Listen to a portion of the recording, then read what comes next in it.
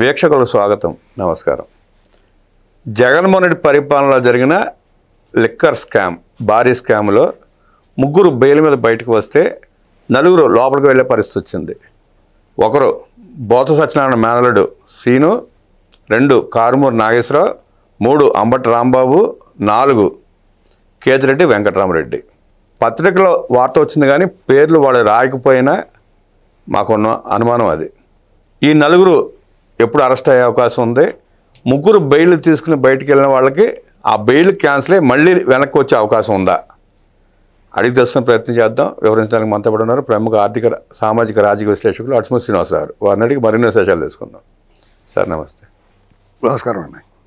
Sit విచారణలో 4 కొత్త పేర్లు వచ్చినాయి. ఆ 4గురికి త్వరలో నోటీసులు ఇచ్చి అరెస్ట్ చేసే అవకాశం ఉంది. అలాగే ముగ్గురు జగన్మోహన్ రెడ్డి ముగ్గురు కుడిభుజాలు, వాళ్ళు ముగ్గురు బెయిల్ తీసుకుని బయటకు వచ్చారు. సిట్ హైకోర్టులో పిటిషన్ వేసింది బెయిల్ క్యాన్సిల్ చేయమని. ఆ బెయిల్ క్యాన్సిల్ అయ్యే అవకాశం ఉందా? ఈ నలుగురు ఎప్పుడు అరెస్ట్ అయ్యే అవకాశం ఉంది? అసలు ఈ కుంభకోణం ఎక్కడ దారి తీసే అవకాశం ఉంది? ఇప్పుడు వాళ్ళకి బెయిల్ వచ్చింది కదా అని చెప్పేసి సిట్ ఏం వదిలేదు, హైకోర్టుకి అప్పీల్ చేశారు. ఇప్పుడు ఒకవేళ హైకోర్టులో కూడా వాళ్ళకి అయితే గతంలో సుప్రీంకోర్టు తీర్పుల ప్రకారం ఒక న్యాయ నిపుణుడు ఏదో మాట్లాడితే విన్నాను నేను. దాని ప్రకారం వీళ్ళ బెయిల్ రద్దు అవ్వచ్చు, ఆ తీర్పు మీద స్టే రావచ్చు. ఒకవేళ ఇక్కడ కూడా వాళ్ళకి అనుకూలంగా వచ్చిందనుకోండి, డెఫినెట్గా సుప్రీంకోర్టులో మాత్రం వీళ్ళు సుప్రీంకోర్టుకి వెళ్తారు. ఈ ప్రాసెస్ ఏంటంటే వాళ్ళ మెడ మీద కత్తి అలాగే ఎలాడబడుతూ ఉంటుంది. ఎందుకంటే వాళ్ళు జైలు దాదాపు 3 నెలల పైన ఉన్నారు.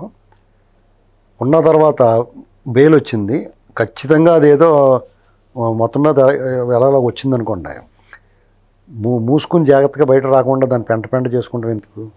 లోపల వాళ్ళు, బయట జనాలు ఇదేదో పెద్ద ఒకవేళ అంటే వాళ్ళు బయట పంపకపోతే జైలు వాళ్ళు బదలుకొట్టి తీసుకొచ్చేస్తారు బయటికి, స్వాతంత్ర సమరయోధులైనట్టు. ఇప్పుడు ఇక్కడ నా విజ్ఞప్తి ఏంటంటే పోలీస్ డిపార్ట్మెంట్కి, డీజీపీ గారికి, ఈ రకంగా మీరు ఎందుకు అలవ చేస్తున్నారు?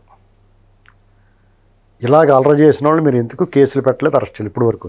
అసలు అలవ చేసే పరిస్థితి దాకా పోలీసులు అక్కడ దాకా అలవ చేయడం తప్పు ఒకటి. 2, వాళ్ళ మీద ఇప్పుడు అక్కడికి వచ్చి అలర చేసిన వాళ్ళ మీద కేసులు నమోదు ఎందుకు చేయలేదు? జైల్లో కూడా ఈ రకంగా విధులకు ఆటంకం కలిగించి గందరగోళం సృష్టించి వెర్రి కేకలు పెట్టిన చెవిరెడ్డి మీద మరి ఇంకొక కేసు నమోదు చేయాలి. గోడకు తల కొట్టుకుని ఓవర్ యాక్షన్ చేసిన బాలాజీ గోవిందప్పకి ఈ కోర్టు బెయిల్ ఇచ్చినా వెంటనే అరెస్ట్ చేసి మళ్ళీ తిరిగి పెట్టాలి. ఇవన్నీ పెట్టినప్పుడే మీరు ఏదైనా కంట్రోల్ చేయాలంటే కంట్రోల్ చేయగలరు. లేదంటే ఇతను ఏదో ప్రివిలేజ్డ్ ఖైదీలా చూసి వీళ్ళకి ఏదో జరి ఎంట్రీలు ఉన్నాయంటే మీరు భావిస్తే కనుక వాళ్ళు అలాగే వ్యవహరిస్తారు. మేము అందరికంటే అతీతులమని. వాళ్ళు ఎవరికంటే అతీతులండి? ఇన్ని వేల లక్షల కోట్లు కొట్టేసిన బందిపోటు దొంగలాళ్ళు ఏంటండి? దాని రుజువు వాళ్ళ ప్రజలు ఎప్పుడో తీర్పిచ్చేశారు. ప్రజలందరూ కూడా వీళ్ళే దొంగలని చెప్పి నమ్ముతున్నారు. న్యాయస్థానాల్లోనూ మనం చట్ట ప్రకారం వెళ్ళాలి కాబట్టి, రాజ్యాంగం ఉంది కాబట్టి, వాళ్ళకి అక్కడ నిర్ధారణ కావాలి కాబట్టి వేచి చూస్తూ ఉన్నారు. ఆ నిర్ధారణ ప్రక్రియ భయంకరమైన లేట్ అవుతూ ఉంటుంది. ఇది చాలా మనం చేసుకున్న పాపం అది. ఎందుకంటే ఇలాంటి బెయిళ్ళు, జైళ్ళు, అప్పీళ్ళు కళ్ళ ముందు ఇంత స్పష్టంగా ఉన్న తర్వాత కూడా ఈ ప్రక్రియ ఫాలో రావాల్సి రావటమే మన రాజ్యాంగము, చట్టములో ఉన్న లోపాలు ఇవన్నీ. రాజ్యాంగ సవరణ జరిగిన మార్పు రావట్లేదు. ఇప్పుడు మన చట్టాలు చాలా కఠినంగా ఉంటాయండి. రాజ్యాంగం నిజంగా అద్భుతమైన రాజ్యాంగం ఉంది, చట్టం కానీ వాటిని అమలు చేసే వాళ్ళతో వచ్చిన ప్రాబ్లం ఇది. ఈ సమస్య అంతా అమలు చేసే వాళ్ళు మానవ మాత్రలే కదా, వాళ్ళకి కూడా డబ్బులు దొబ్బేయాలని ఉంటుంది కదా ఏంటండి. కానీ ఇక్కడే సమస్య. సరే, వీళ్ళంత పెంట చేయనప్పుడు వీళ్ళని అదుపు చేయలేకపోయే పరిస్థితుల్లో వాళ్ళ మీద కేసు నమోదు ఎందుకు చేయలేదు? సరే, వెళ్ళారు, అప్పీల్కి వెళ్ళారు. అక్కడ కూడా వాళ్ళకి అనుకూలంగా వస్తే అక్కడ రద్దు అయితే వెళ్ళండి, గుడ్. అక్కడ కూడా అనుకూలంగా వచ్చిందనుకోండి, వాళ్ళకి ఉపశమనం కలిగిందనుకో, సుప్రీంకోర్టుకి వెళ్తారు. అప్పుడు ఏమవుద్దో చూద్దాం. అయితే ఈ మెడమే కత్తి అలడబడతా వాళ్ళ జేబులో డబ్బులు ఖాళీ అవుతాయి. వాళ్ళు బాబు సొమ్మేటి దుబ్బిన సొమ్మే కదా, అది వేరే. ఇక మీరు ముగ్గురు బయటకు వస్తే 4కి నోటీసులు ఇస్తారో అని అంటున్నారు, వార్తలు వచ్చినాయి బయటికి.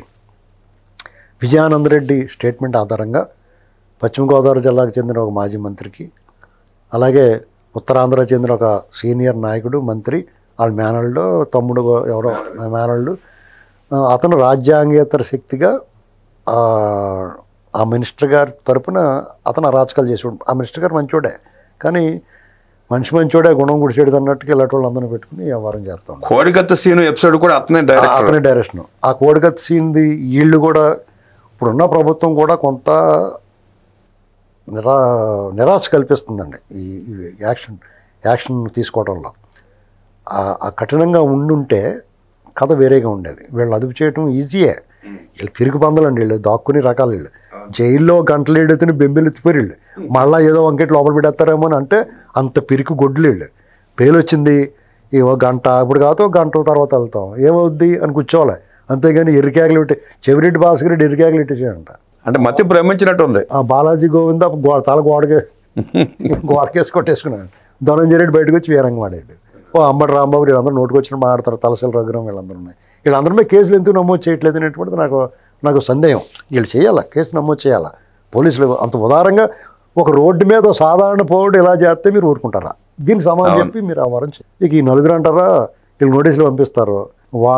విజయానందరెడ్డి చెప్పిన ఆ సమాచారంతో వీళ్ళని కూడా అరెస్ట్ చేయాలి. దానికంటే ముందు గతంలో ఉప ముఖ్యమంత్రిగా పనిచేసి ఎక్సైజ్ మినిస్టర్గా చేసిన నారాయణ స్వామిని కూడా మళ్ళీ తిరిగి పిలిచి లోపల వీళ్ళనే ఎంతో కొంత వెసులుబాటు కల్పించడం అనేటువంటి తగదండి. వీళ్ళ పట్ల మీరు ఏమాత్రం కనికరం ఔదార్యం చూపించినా వీళ్ళు సాధారణమైన మనుషులు కాదు.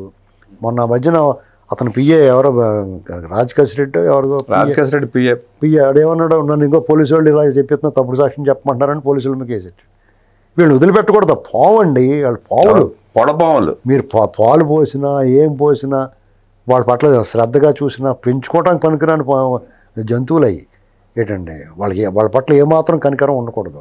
వాళ్ళ పట్ల చాలా కఠినంగా వ్యవహరించాలి. ఎందుకంటే వాళ్ళు చేసిన నేరం ఆర్థిక నేరం కంటే కూడా సమాజానికి ఎంతో కీడు చేశారు వాళ్ళు. ఈ రాష్ట్రాన్ని వెనక్కి తీసుకుపోవడంలో వాళ్ళు ముందు ఉన్నారు. కాబట్టి వీళ్ళ పట్ల ఏమాత్రం కనికరం జగన్మోహన్ రెడ్డి గ్యాంగ్ పట్ల ఈ ప్రభుత్వం అస్సలు కనికరం చెప్పకూడదు. ఇప్పుడు వ్యవస్థలు కొన్ని చూపిస్తాయి. వ్యవస్థలో కొంతమంది వ్యక్తులు కుళ్ళిపోయి ఉన్నారు. కాబట్టి వాళ్ళు మీరు ఏమీ చేయలేని పరిస్థితిలో ఉంటుంది. వాళ్ళు ఏమీ చేయలేకపోతే అక్కడి నుంచి తప్పించాలంతే. ఆ ప్రయత్నాలు చేయాలి ఈ ప్రభుత్వం.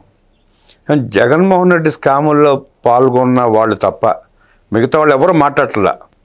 ఏ నాయకుడు మాట్లాడట్లా. అంబటి రాంబాబు కానివ్వండి, కేతిరెడ్డి వెంకటరామరెడ్డి ఇట్లాంటి వాళ్ళు మాట్లాడుతున్నారు తప్ప వైఎస్ఆర్ కాంగ్రెస్ పార్టీలో ఉన్న నాయకులు ఎవరు మాట్లాడట్లా. స్కాములు ఉండాలి మాత్రం రెచ్చిపోయి మాట్లాడుతున్నారు, ప్రభుత్వం తిడుతున్నారు. ఎందుకంటే అలా తిట్టినప్పుడు వీళ్ళు రేపు మా అరెస్ట్ చేస్తారు వీళ్ళని.